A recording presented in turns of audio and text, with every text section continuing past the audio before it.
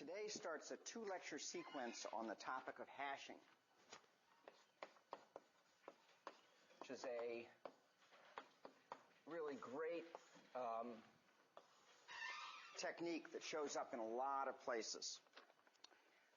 So we're going to introduce it through a problem that comes up often in compilers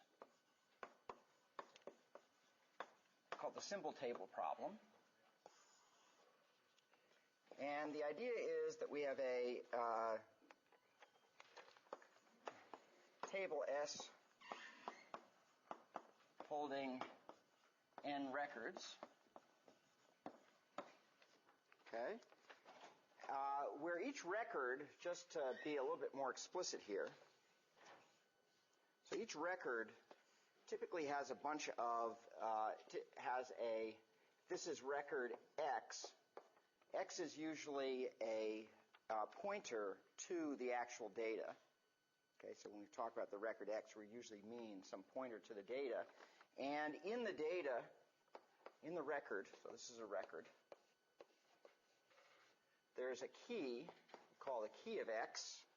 In some languages, it's key, it's X dot key or X arrow key. Okay, or other ways of that'll be denoted in some languages. And there's usually some additional data called satellite data,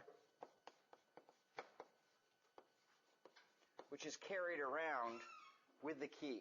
This is also true in sorting, that usually you're sorting records, you're not sorting individual keys. And so the idea is that we have a bunch of operations that we would like to do on this data, on this table. So we want to be able to insert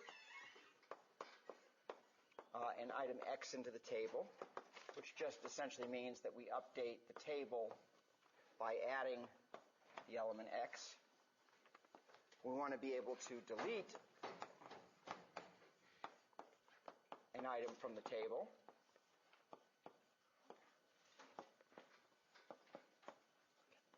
So removing the item X from the set. And we want to be able to search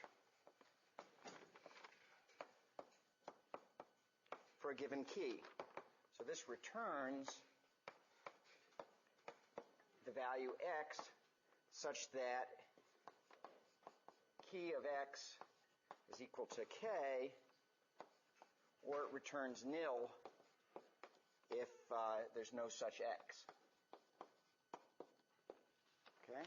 So be able to insert items in, delete them, and also look to see if there's an item that has a particular key. So notice that delete doesn't take a key, delete takes a record. Okay, so if you want to delete something of a particular key and you don't happen to have a pointer to it, you have to say, let me search for it and then delete it. Okay? So these, whenever you have a set operations, okay, with operations that change the set, like insert and delete, we call it a dynamic set. So these two operations make the set dynamic. It changes over time. Sometimes you want to build a fixed data structure. It's going to be a static set. All you're going to do is do things like look it up and so forth. Okay? But most often it turns out that in programming and so forth, we want to have the set be dynamic. We're going to be able to add elements to it, delete elements to it, and so forth. Okay? And there may be other operations that modify the set. Okay? Modify membership in the set. So the simplest implementation for this is actually often overlooked. I'm actually surprised how often people will use more complicated data structures when this simple data structure will work. It's called a direct access table. It doesn't always work. I'll give the conditions where it does. Okay. So it works when the keys are drawn from a small distribution. So suppose the keys are drawn from a set U of m elements. Okay, 0 to m minus 1. And we're going to assume the keys are distinct.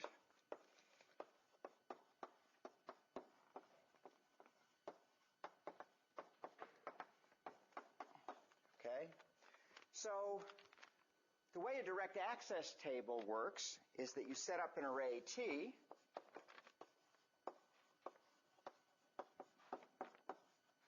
from 0 to m minus 1 to represent the dynamic set S.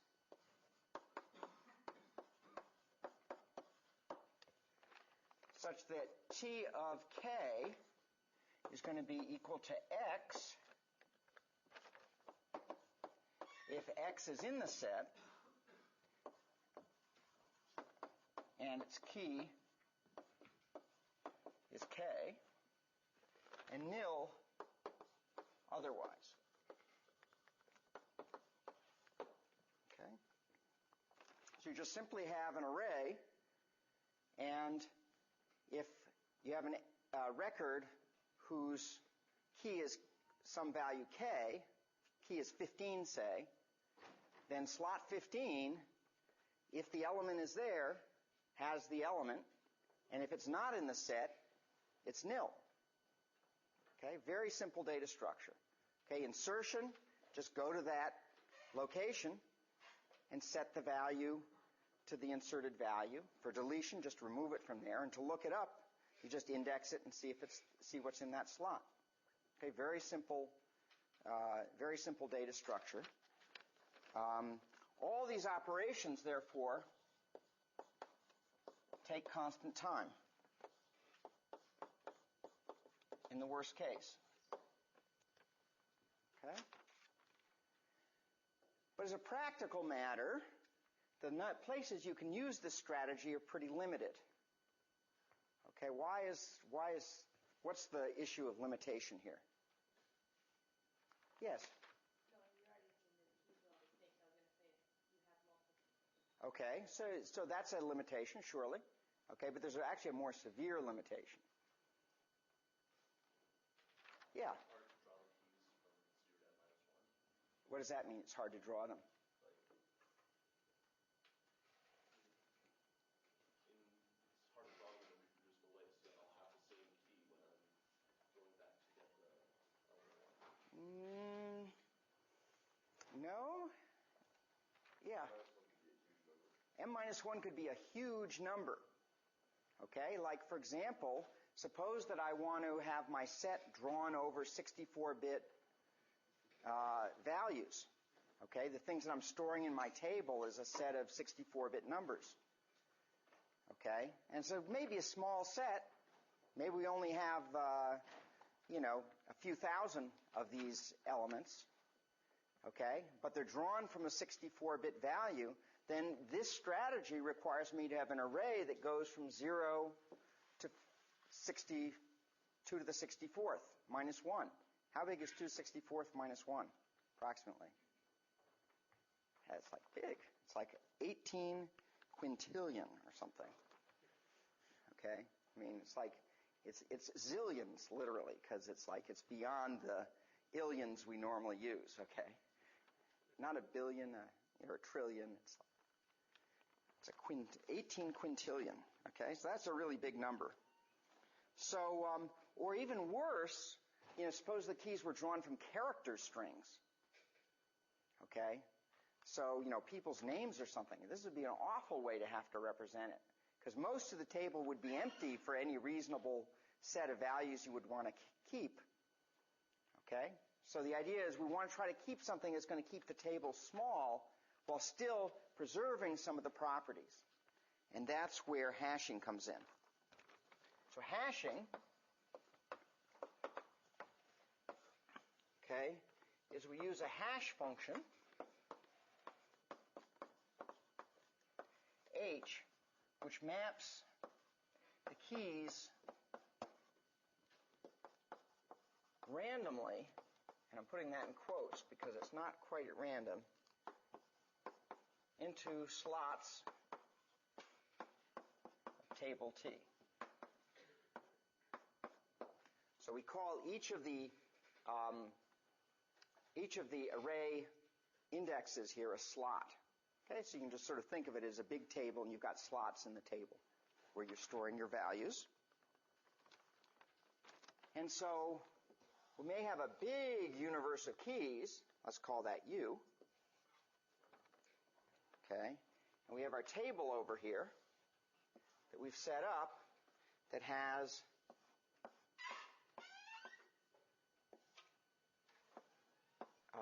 M slots. Okay, and so we actually have a set that we're actually going to try to represent, S, which is presumably a very small piece of the universe. Okay, and what we'll do is we'll take an element from here and map it to, let's say, to there. Okay, and take another one, and we apply the hash function to the element. And what the hash function is going to give us is it's going to give us, a particular slot. Here's one that might go up here. Might have another one over here that goes down to there. Okay? And so we get it to distribute the elements over the table. So what's the problem that's going to occur as we do this? So far I've been a little bit lucky. What's the problem potentially going to be?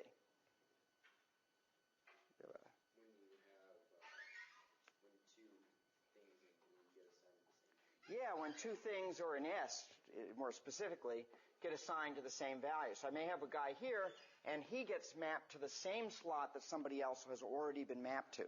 And when this happens, we call that a collision.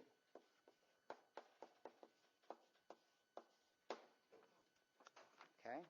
So we're trying to map these things down into a small set, but we could get unlucky in our mapping, and particularly if we map enough of these guys, they're not going to fit. Okay? So when a record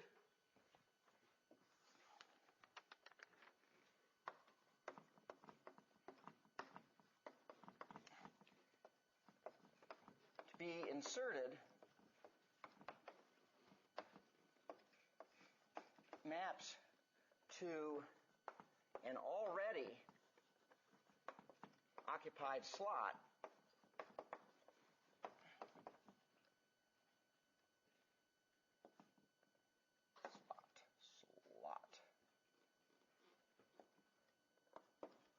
a collision occurs.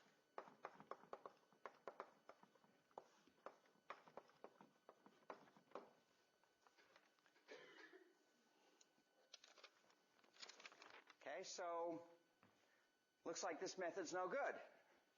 Okay, but no, there's a pretty simple thing we can do.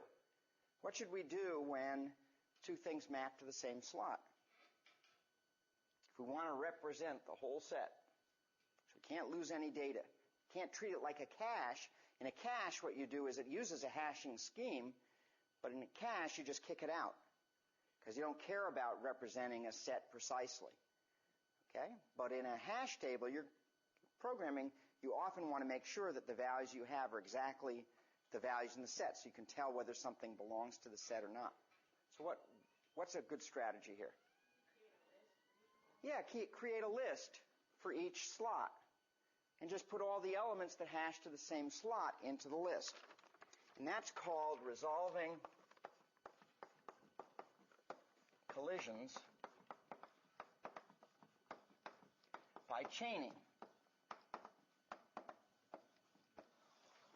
Okay? And the idea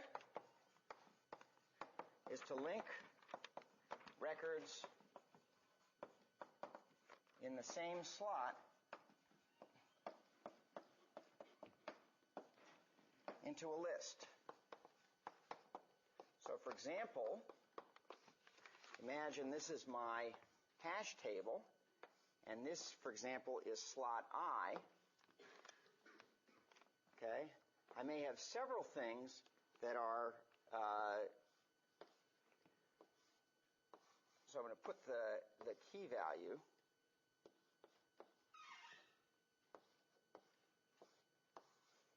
I have several things that may have been inserted into this table that are elements of S. And what I'll do is just link them together. Okay, so nil pointer here. And this is the satellite data, and these are the keys. So if they're all linked together in slot I, then the hash function applied to 49, it's got to be equal to the hash function of 86, is equal to the hash function of 52, which equals what?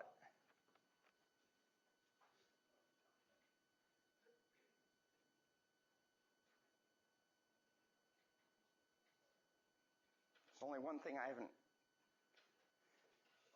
I, good. Even if you don't understand it, your quizmanship should tell you. He didn't mention I. That's equal to I. So the point is, when I hash 49, the hash of 49 produces me some index in the table, say I, okay, and everything that hashes to that same location is linked together into a list. Okay, every record. Okay, any questions about what the mechanics of this? I hope that most of you have seen this, seen hashing, basic hashing in 6001, right? They teach it in they used to teach it in 6001, yeah? Okay. Some people saying, I don't know, maybe. Okay. They used to teach it. Okay, good. So let's analyze this, this strategy. So the analysis, we'll first do worst case. Okay? So what happens in the worst case with hashing? Yeah, raise your hand so that I can call on you. Yeah.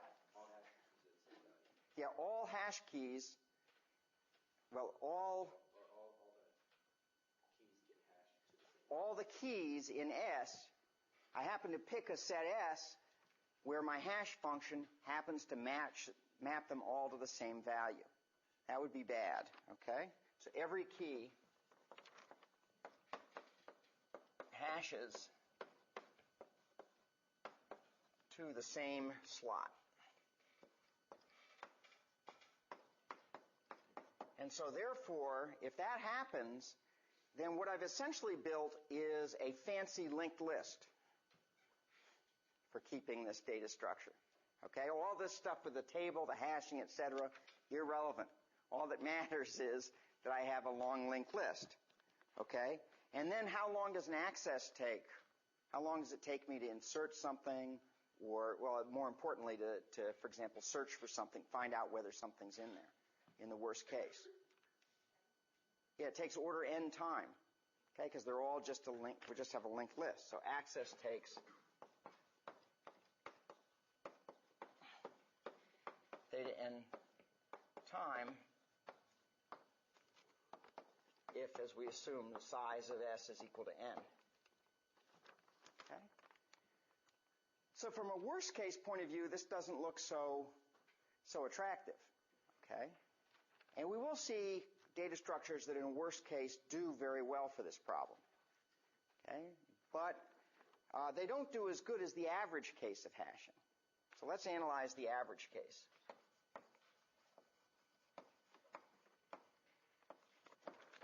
In order to analyze the average case, I have to, whenever you have averages, whenever you have probability, you have to state your assumptions. Okay?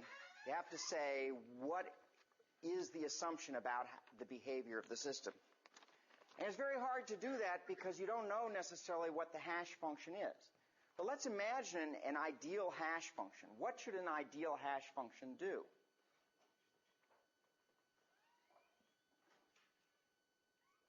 Yeah. Yeah, map the keys essentially at random to a slot. Okay? Should really distribute them randomly. So we call this the assumption of simple uniform hashing.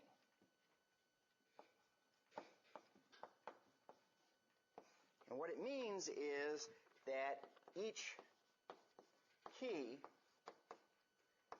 K in S, is equally likely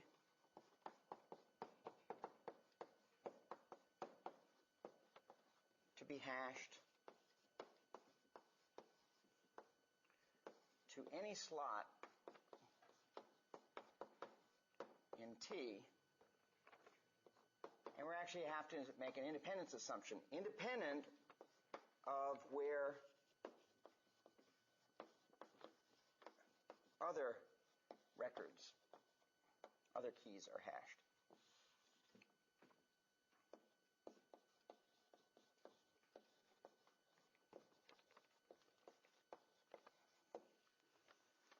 Okay, so we're going to make this assumption, and it includes an independence assumption that if I have two keys, the odds that they're hashed to the same place is therefore what?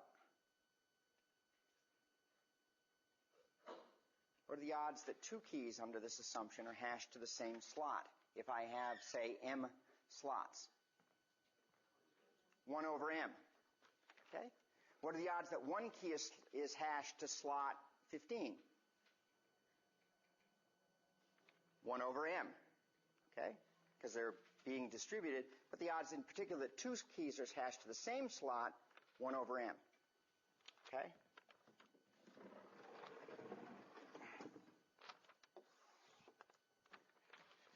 So let's define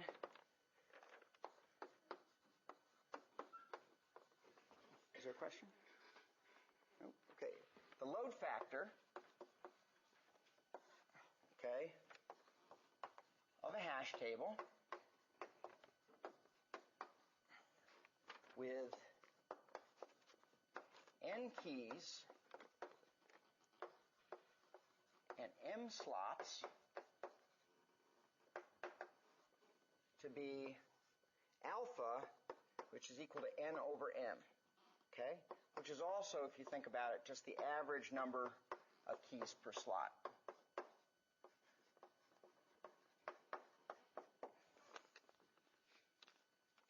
Okay? So alpha is the average number of keys per slot, and we call it the load factor of the table. Okay, how many on average keys do I have? So the expected, we'll look first at unsuccessful search time. So by unsuccessful search, I mean I'm looking for something that's actually not in the table. It's going to return nil. I look for a key that's not in the table, okay, is going to be what? It's going to be order. Well, I have to do a certain amount of work just to calculate the hash function and so forth. So it's going to be order at least 1 plus, then I have to search the list, and on average, how much of the list do I have to search?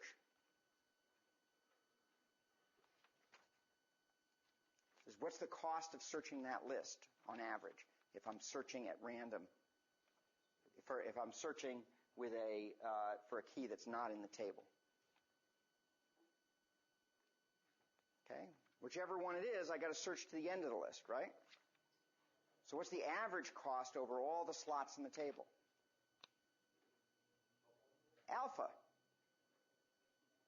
Right? Alpha. That's the average length of a list. Okay? So this is essentially the cost of doing the hash and then accessing the slot. And that is just the cost of searching the list. Okay? So the expected unsuccessful search time is proportional essentially to alpha, and if alpha is bigger than 1, it's order alpha. If alpha is less than 1, it's constant. Okay?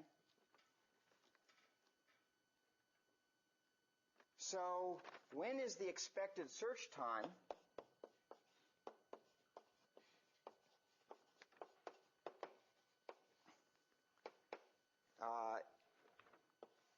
Equal to order 1.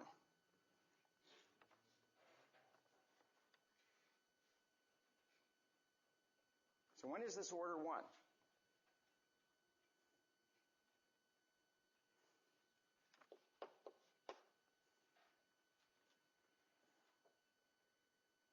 Simple questions, by the way. I only ask simple questions. Sometimes I ask hard questions. Okay. Yeah. Yeah, or in terms, first we'll get there in 2 steps, okay? In terms of alpha, it's when? When alpha is constant. If alpha in particular is, alpha doesn't have to be constant, it could be less than constant, is O of 1, right, okay? Or equivalently, which is what you said, okay, if n is O of m. Okay, which is to say if the number of elements in the table is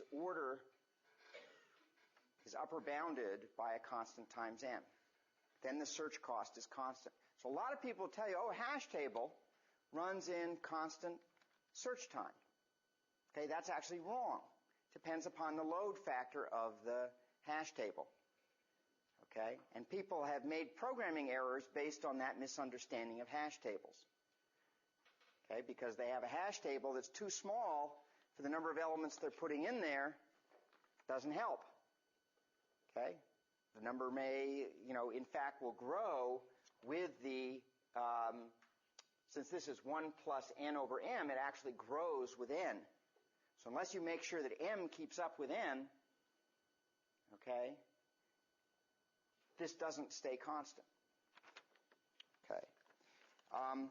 Now it turns out for a successful search, it's also 1 plus alpha.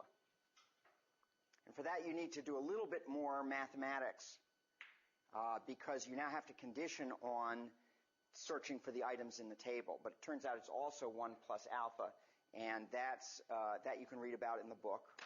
And also there's a more rigorous proof of this. I sort of have glossed over the expectation stuff here, okay, doing sort of a more intuitive proof. So both of those things you should look for in the book. Okay?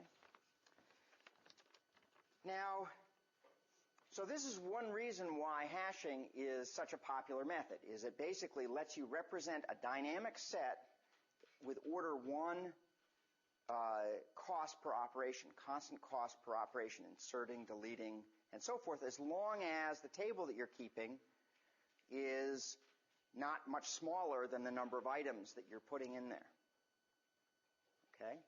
And then all the operations end up being constant time. But it depends strongly upon this assumption of simple uniform hashing. And so no matter what hash function you pick, I can always find a set of elements that are going to hash, that hash function is going to hash badly. Okay? I just could generate a whole bunch of them and look to see where the hash function takes them, and in the end, pick a whole bunch that hash to the same place. We're actually going to see a way of countering that, but in practice, people understand that most programs that need to use things aren't really reverse engineering the hash function. And so there's some very simple hash functions that seem to work fairly well in practice. So in choosing a hash function,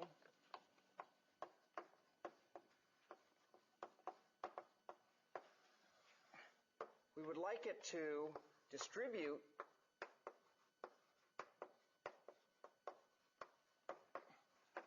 keys uniformly into slots. And we also would like that regularity in the key distributions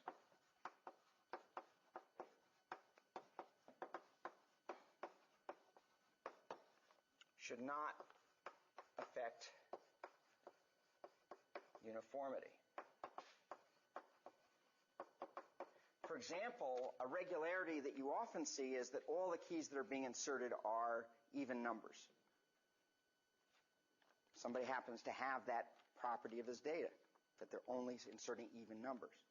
In fact, on many machines, since they use byte pointers, if they're sorting things that are, for example, indexes to arrays or something like that, in fact, they're numbers that are typically divisible by 4 or by 8. Okay, so you don't want regularity in the key distribution to affect the fact that you're distributing slots. So probably the most popular method that's used just for a quick hash function is what's called the division method.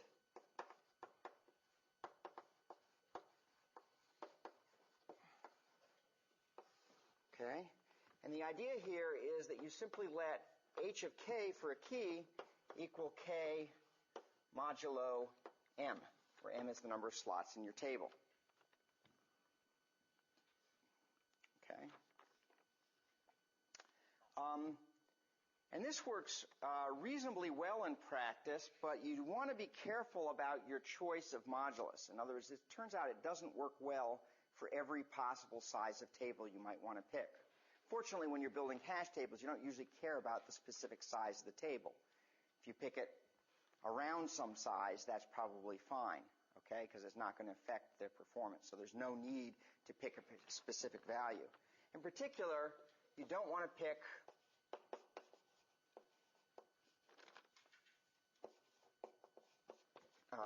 m with a small divisor.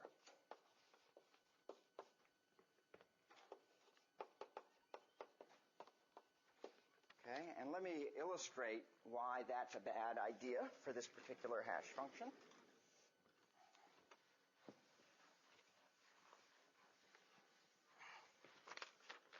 Okay.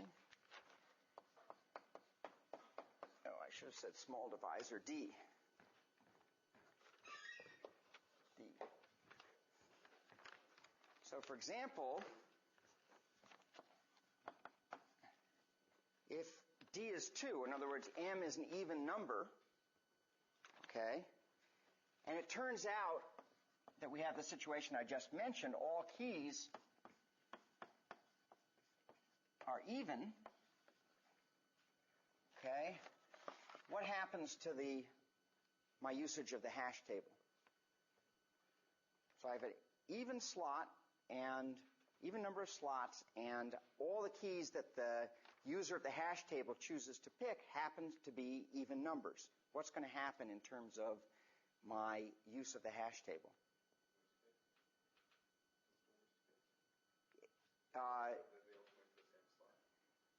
Well, in the worst case, they're always all going to point to the same slot no matter what hash function I pick. But here, let's say that, in fact, my hash function does do a pretty good job of distributing, but I have this property. What's a property that's going to have no matter what set of keys I pick that satisfy this property? What's going to happen to the hash table?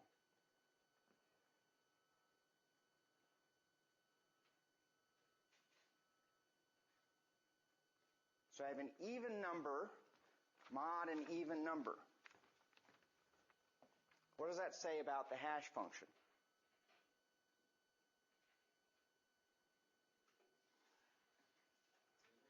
It's even, right?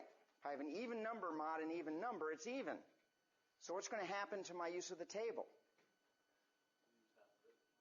Yeah, you're never going to hash anything to an odd-numbered slot.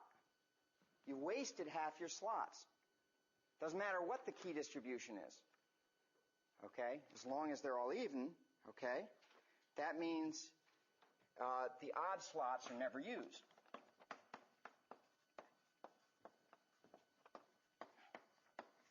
Okay? An extreme example, here's another example. Imagine that m is equal to 2 to the r. In other words, all its factors are small divisors. Okay? In that case, if I think about taking k mod m, okay, the hash doesn't even depend on all the bits of k. Okay?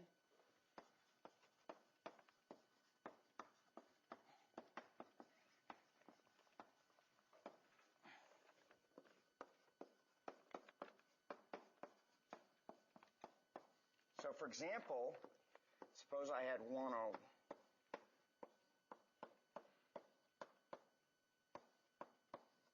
and r equals 6. Okay, so m is 2 to the 6th. So I take this binary number, mod 2 to the 6th. What's the hash value? I take something mod a power of 2. What does it do?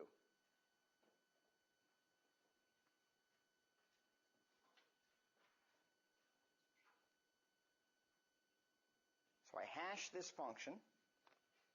This is k. Okay, in binary.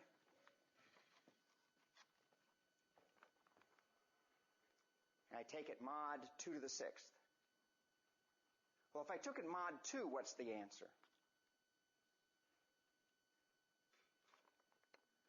What's this number mod 2? 0, right? What's this number mod 4? 1, 0. What is it mod 2 to the 6th? Yeah, it's just these last 6 bits. This is h of k. Okay, when you take something mod a power of 2, all you're doing is taking its low order bits. Okay, mod 2 to the r, you're taking its r low order bits. So the hash function doesn't even depend on what's up here. So that's a pretty bad situation, because generally you would like, a very common regularity that you'll see in data is that all the low order bits are the same and all the higher order bits differ, or vice versa. So this in particular is not a very good one. So good heuristics for this is to pick m to be a prime, not too close to a power of 2 or 10, because those are the two common bases that you see regularity in the world. Okay? A prime is sometimes inconvenient, however, but generally it's fairly easy to find primes, and there's a lot of nice theorems about primes. So generally what you do if you're just coding up something and you know what it is, you can pick a prime out of a textbook or out of a, look it up on the web or write a little program or whatever and pick a prime. Not too close to a power of 2 or 10, and it'll probably work pretty well. Okay, probably worked pretty well. So this is a very popular method, the division method. Okay, but the next method we're going to see is actually usually superior. The reason people do this is because they can write it right in line in their code. Okay, but it's not usually the best method, and the reason is because division, one of the reasons is that division tends to take a lot of cycles to compute on most computers compared with multiplication or addition. Okay, in fact, it's usually done with taking several multiplications. So the next method is actually generally better, but none of the hash function methods that we're talking about today are in some sense provably good hash functions. Okay. So for the multiplication method, the nice thing about it is it just essentially requires a multiplication to do. Okay? And for this, also, we're going to assume that the number of slots is a power of 2, which is also often very convenient. Okay? And for this, we're going to assume that the computer has W-bit words. So it'd be convenient on a computer with 32 bits or 64 bits, for example. Okay, this would be very convenient. So the hash function is the following: h of k is equal to a times k mod 2 to the w, right shifted by w minus r. Okay? So the key part of this is a, which is chosen to be an odd integer in the range between 2 to the w minus 1 and 2 to the W. Okay? So it's an odd integer that's the full width of the computer word. Okay?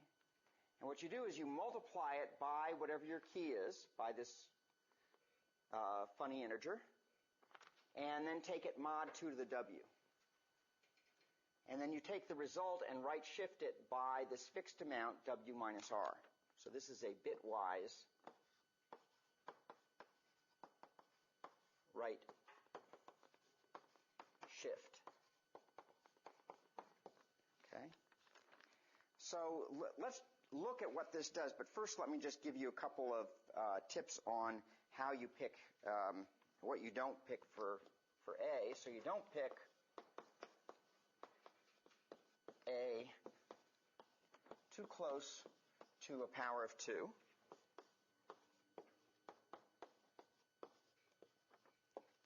And it's generally a pretty fast method, because multiplication mod 2 to the W is faster than division. And the other thing is that a right shift is fast, especially because this is a known shift.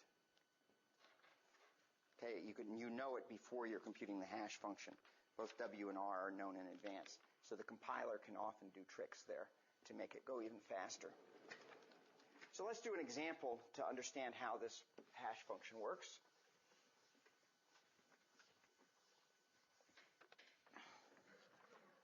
So we'll have, in this case, our number of slots will be 8, which is 2 to the 3. And we'll have a bizarre word size of 7 bits. Anybody know any 7-bit computers out there? Okay. Well, here's one. So A is our fixed value that's used for hashing all our keys. And in this case, let's say it's 10110001. So that's A. And I take in some value for K that I'm going to want to multiply. So K is going to be 1101011. So that's my K. And I multiply them. When I multiply 2, each of these is the full word width. You can view it as the full word width of the machine, in this case 7 bits. So in general, this would be like a 32-bit number, and my key, I'd be doing multiplying two 32-bit numbers, for example. Okay? And so when I multiply that out, I get a 2W-bit answer. So when you multiply 2 W-bit numbers, you get a 2W-bit answer. In this case, it happens to be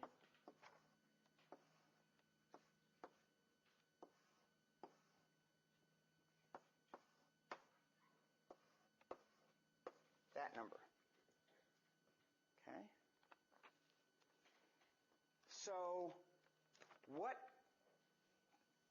So that's the product part, okay? And then we take it mod 2 to the W. Well, what mod 2 to the W says is that I'm just ignoring the high order bits of this product. So all of these are ignored.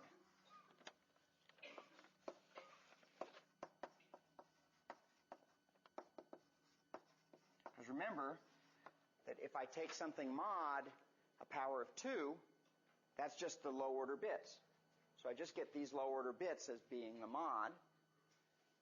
And then the right shift operator, and that's good also, by the way, because a lot of machines, when they multiply two 32-bit numbers, they'll have an instruction that gives you just the 32 lower bits.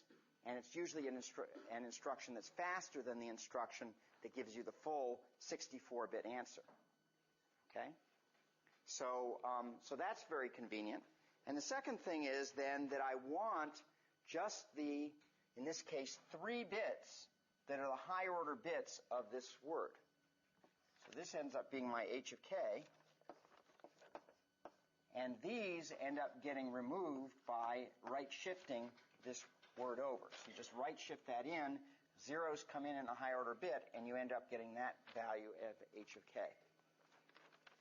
Okay? So to understand what's going on here, why this is a pretty good method, what's happening with it, okay? You can imagine that the one way to think about it is to think of A as being a binary fraction. So imagine that the decimal point is here. Sorry, the binary point. Okay, the radix point is here. Then when I multiply things, I'm just taking the binary point ends up being there. Okay?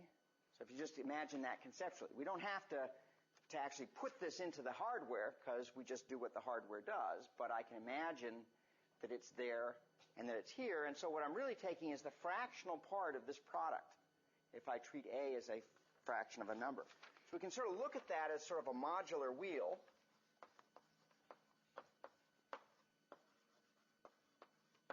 So here I have a wheel where this is going to be that I'm going to divide into 8 parts, okay, where this point is 0, and then I go around, and this point is then 1, and I go around, and this point is 2, and so forth. So that all the integers, if I wrap it around this unit wheel, all the integers line up at the 0 point here, okay?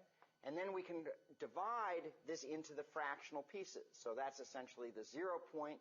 This is the 1/8, because we're dividing into 8, 2, 3, 4, 5, 6, 7. So if I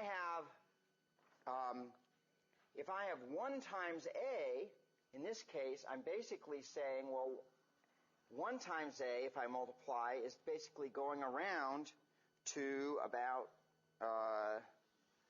there, 5.5, I think, right? Because 1 times A is about 5.5. Okay, or 5 halves of 5.5 essentially.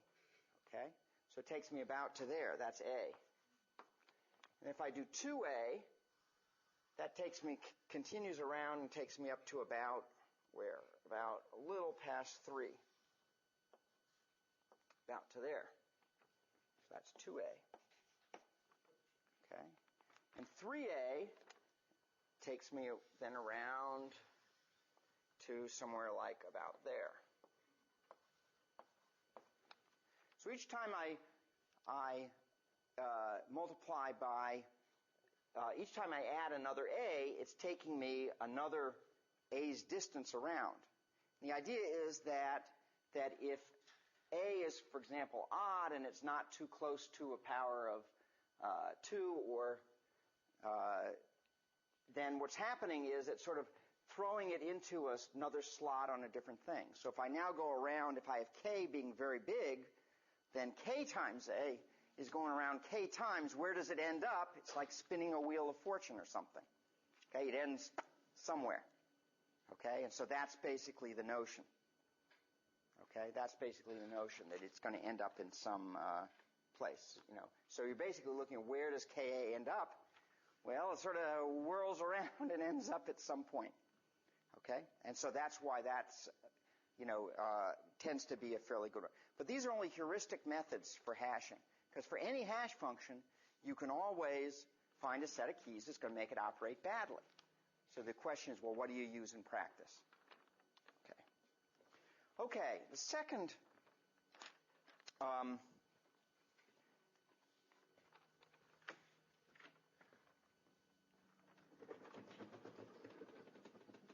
topic that I want to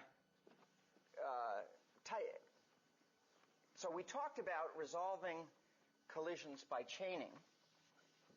Okay, there's another way of resolving collisions, which is often useful, which is resolving collisions by what's called open addressing.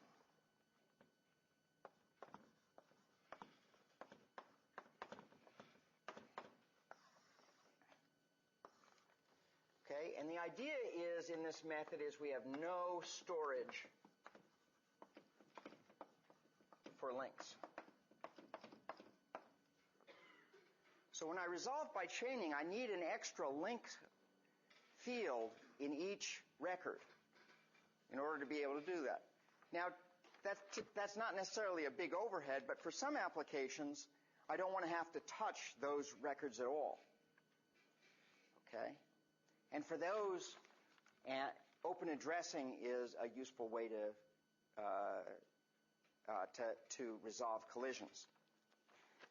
So the idea is, with open addressing, is if I hash to a given slot, and the slot is full, okay, what I do is I just hash again with a different hash function. With my second hash function, I check that slot. Okay, if that slot is full, okay, then I hash again. And I keep this probe sequence, which hopefully is a permutation so that I'm not going back and checking things that I've already checked until I find a place to put it. And if I've got a good probe sequence, well, hopefully then I'll find a place to put it fairly quickly. Okay, and then to search, I just follow the same probe sequence. Okay? So we can express it. So the idea here is we probe the table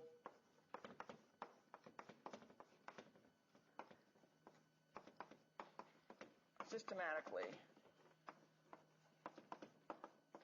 till an empty slot is found. Okay? And so we can extend that by looking as if the sequence of hash functions were in fact a hash function that took two arguments, a key and a probe step. In other words, is it the 0th one or first one, is it the second one, etc. Okay, so it takes two arguments. So H is then going to map our universe of keys across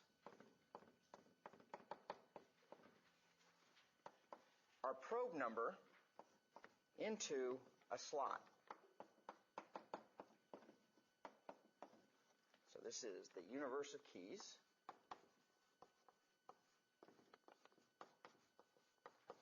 This is the probe number. And this is going to be the slot.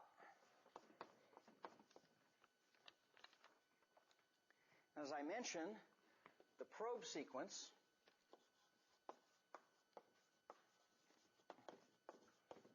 should be a permutation. In other words, it should just be the numbers from 0 to m-1 in some fairly random order. Okay? Should be just rearranged. Okay? And the other thing in this about open addressing is that you don't have to worry about in chaining is that the table may actually fill up.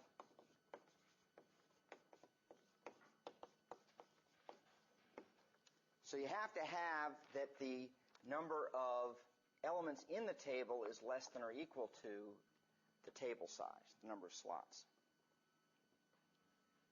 Because the table may fill up. And if it's full, you're going to probe everywhere. You're never going to get a place to put it.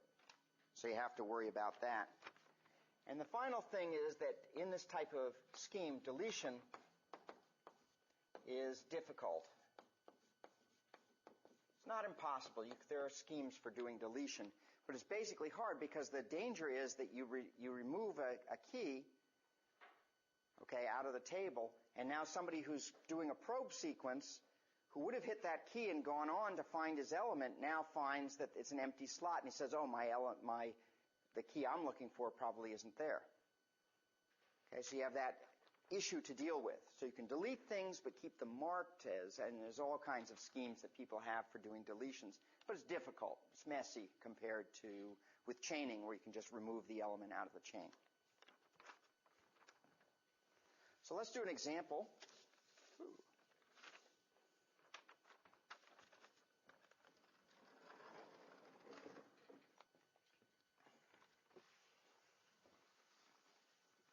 Just so that we make sure we're on the same page.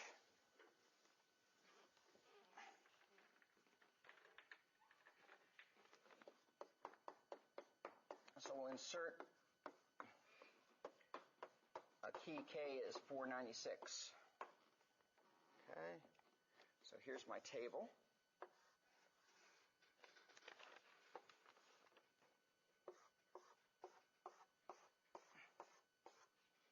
And I've got some values in it. 586, 133, 204,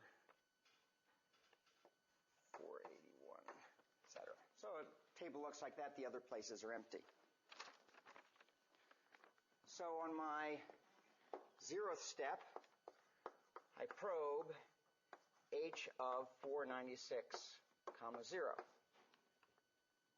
Okay, and let's say that takes me to the slot where there's 204. And so I say, something there. Have to probe again. So then I probe H of 496, 1. Maybe that maps me there. And I discover, there's something there. So now I probe H of 496, 2. And maybe that takes me to there. It's empty. So if I'm doing a search, I report nil. If I'm doing an insert, I put it there. Okay?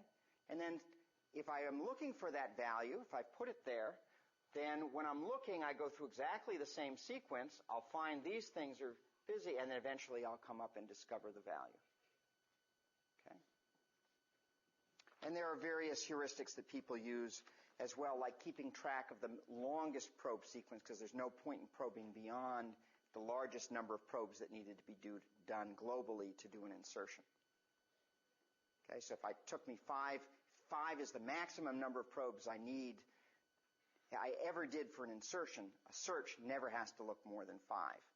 Okay, and so sometimes hash tables will keep that auxiliary value so that it can quit rather than continuing to probe until it finds until it doesn't find something. Okay, so search is use the same probe sequence. And if it's successful, it finds the record. And if it's unsuccessful, you find an nil. Okay, so it's pretty straightforward. So once again, as with just hash functions to begin with, there are a lot of ideas about how you should form a probe sequence, ways of doing this effectively.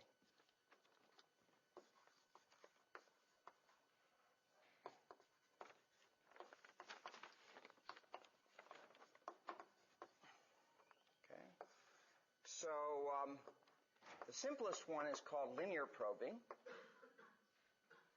And what you do there is you have h of k comma I. You just make that be some h prime of k comma 0 plus I mod m. Sorry, is h. I'm sorry, no prime there. Okay?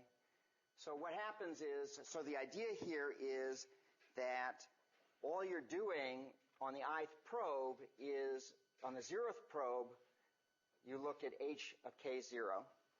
On probe 1, you just look at the slot after that. Probe 2, you look at the slot after that. So you just simply, rather than sort of jumping around like this, you probe there and then just find the next one that it'll fit in. Okay? So you just scan down mod m. So if you hit the bottom, you go to the top. Okay, so the ith one, so that's fairly easy to do because you don't have to recompute a full hash function each time. All you have to do is add 1 each time you go, because the difference between this and the previous one is just 1.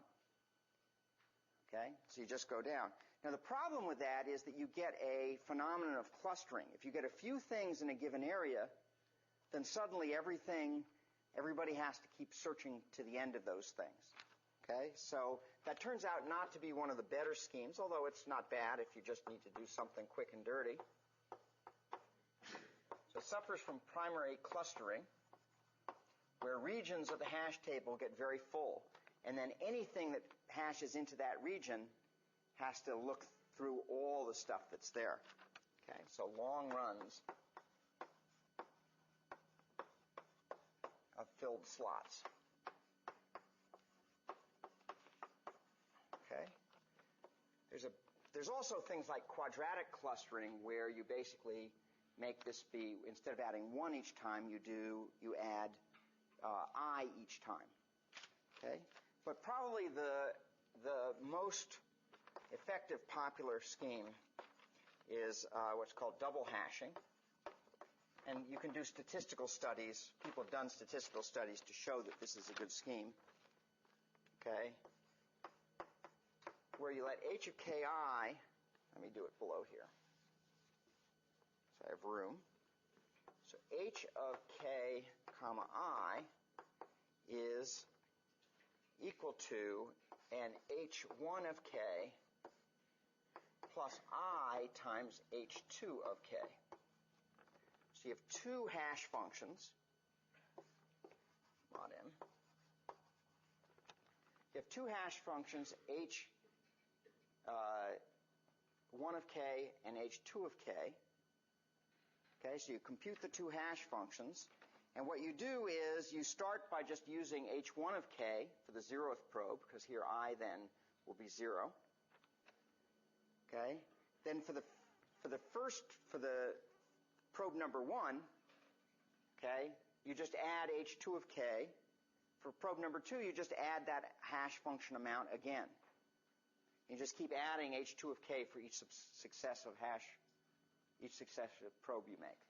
So it's fairly easy. You compute two hash functions up front, okay, or you can delay the second one in case, but basically compute two up front, and then you just keep adding the second one in. You start at the location of the first one and keep adding the second one, mod m, to determine your probe sequences. So this is an excellent method.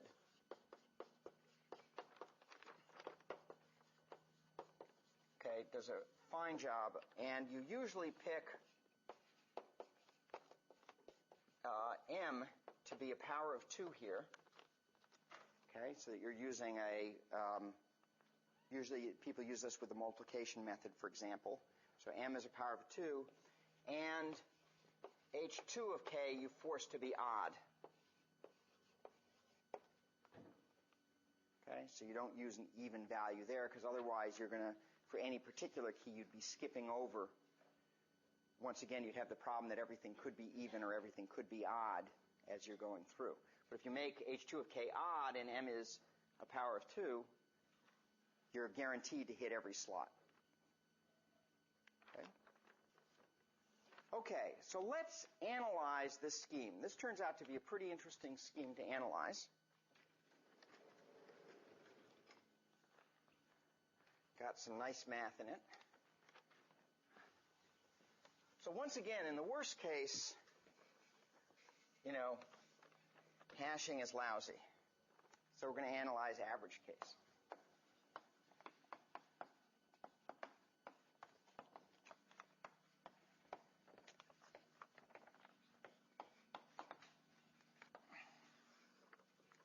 Okay. And for this, we need a little bit stronger assumption than for chaining, and we call it the assumption of uniform hashing.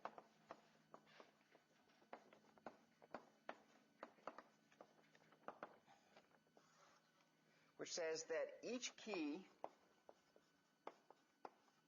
is equally likely,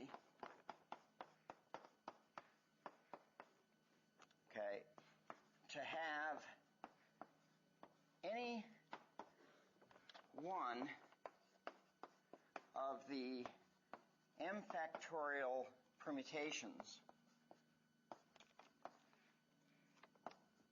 as its probe sequence.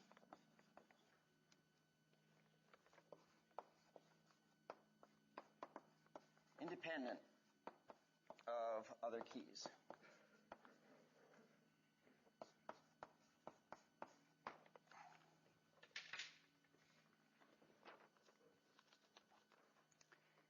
And the theorem we're going to prove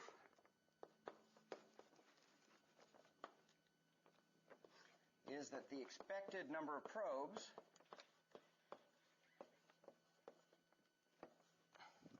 is at most 1 over 1 minus alpha if alpha is less than 1. Okay? That is, if the number of keys in the table is less than the number of slots. Okay? So we're going to show that the number of probes is 1 over 1 minus alpha.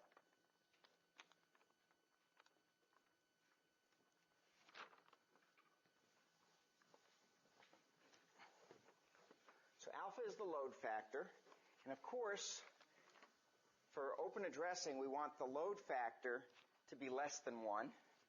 Because if we have more keys than slots, open addressing simply doesn't work. Okay? Because you've got to find a place for every key in the table.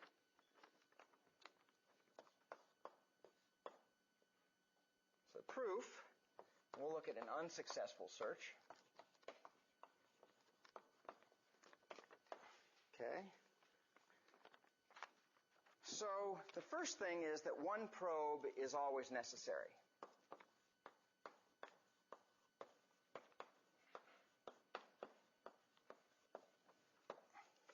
Okay. So if I have n over m, if I have n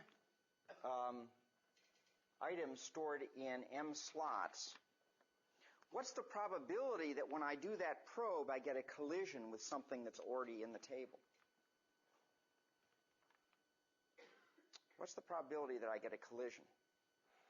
Yeah. Yeah, n over m, right? So with probability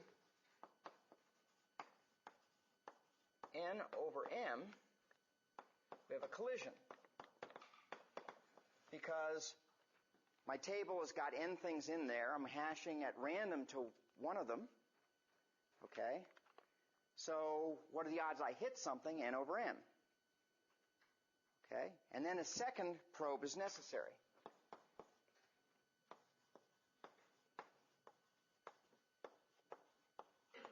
Okay. So then I do a second probe. And with what probability on the second probe do I get a collision? So we're going to make the assumption of uniform hashing. Each key is equally likely to have any one of the m factorial permutations as its probe sequence. So what is the probability that on the second probe, okay, I get a collision?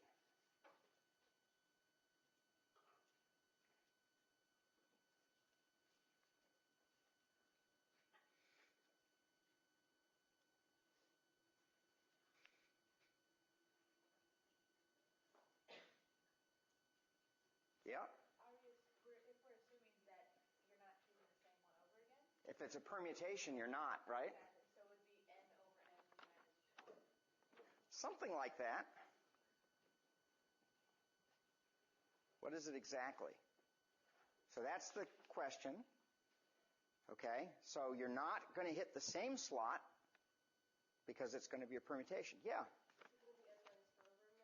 Yeah, that's exactly right. Okay? n minus 1 over m minus 1. Because I've essentially eliminated that slot that I hit the first time, and so I have now, and there was a key there, so now I'm essentially looking at random into the remaining m minus 1 slots where there are aggregately n minus 1 keys in those slots. Okay, everybody got that? Okay? So with that probability, I get a collision. That means that I need a third probe necessary. Okay? And we keep going on. Okay? So what is it going to be the next time? Yeah, it's going to be n minus 2 over m minus 2. So So let's note, okay, that n minus I over m minus I, okay, is less than equal to is less than n over m, which equals alpha.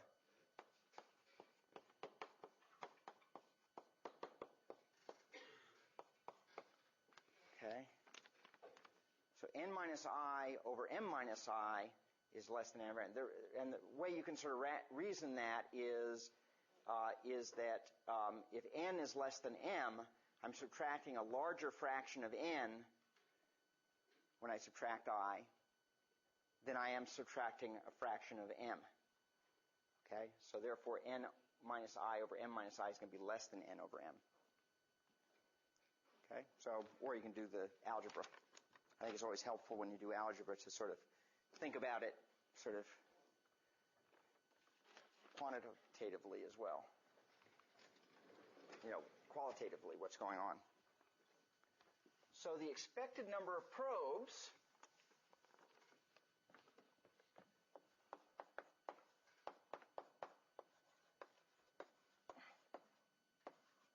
is then going to be equal to, because we need some space, well, we have 1, which is forced, because we've got to do one probe, plus, with probability n over m, I have to do another probe, plus with probability of n over m, minus 1, I have to do another probe,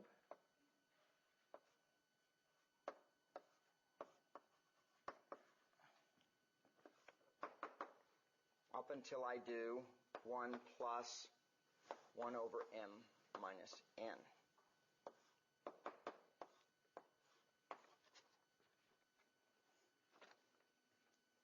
Okay? So each one is cascading what's happened. In the book, there's a more rigorous proof of this using indicator random variables. I'm going to give you the short version. Okay? So basically, this is my first probe. With probability n over m, I have to do a second one. And the result of that is that with probability n minus 1 over m minus 1, I have to do another. And with probability n over 2 minus m minus 2, I have to do another, and so forth. So that's how many probes I'm going to end up doing. Okay? So this is less than or equal to 1 plus alpha times 1 plus alpha times 1 plus alpha times 1 plus alpha.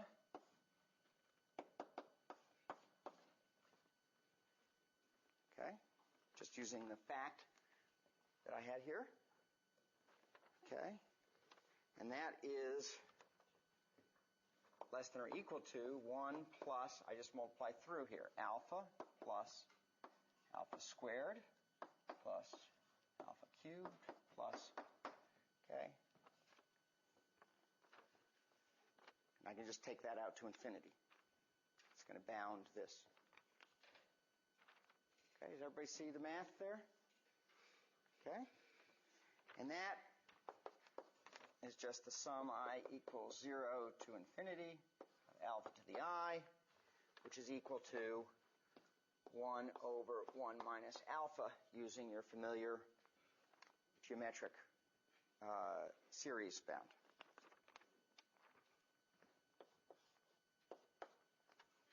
Okay? And there's also, in the textbook, there's also an analysis of a successful search, which once again is a little bit more technical because you have to worry about what the distribution is that you happen to have in the table when you're searching for something that's already in the table. But it turns out it's also bounded by 1 over 1 minus alpha. So let's just look to see what that means.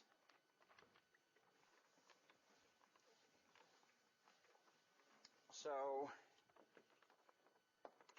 if alpha is less than 1 is a constant, it implies that it takes order 1 probes.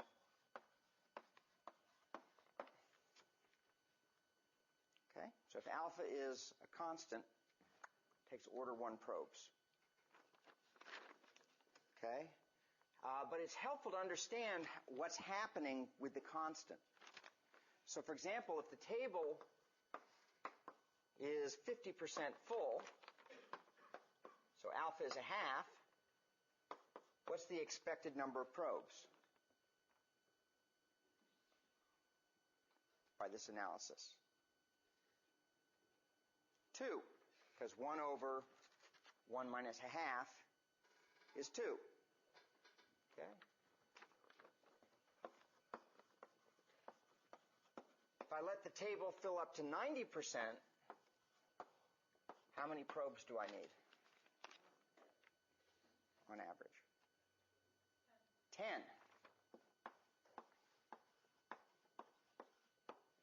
So you can see that as you fill up the table, the cost is going dramatically. Okay? And so typically you don't let the table get too full. Okay? You don't want to be pushing 99.9% utilization. Oh, I get this great hash table, it's got full utilization. It's like, yeah, it's slow. Okay? Then it's really, really slow. Okay? Because as alpha approaches 1, the time is approaching essentially m. Okay? Or n. Good. So next time, we're going to address head-on in what is one of the, I think, most interesting ideas in algorithms. We're going to talk about how you solve this problem that no matter what hash function you pick, there's a bad set of keys. Okay, so next time we're going to show that there are ways of confronting that problem. Very clever ways, and we use a lot of math for it, so it'll be a really fun lecture.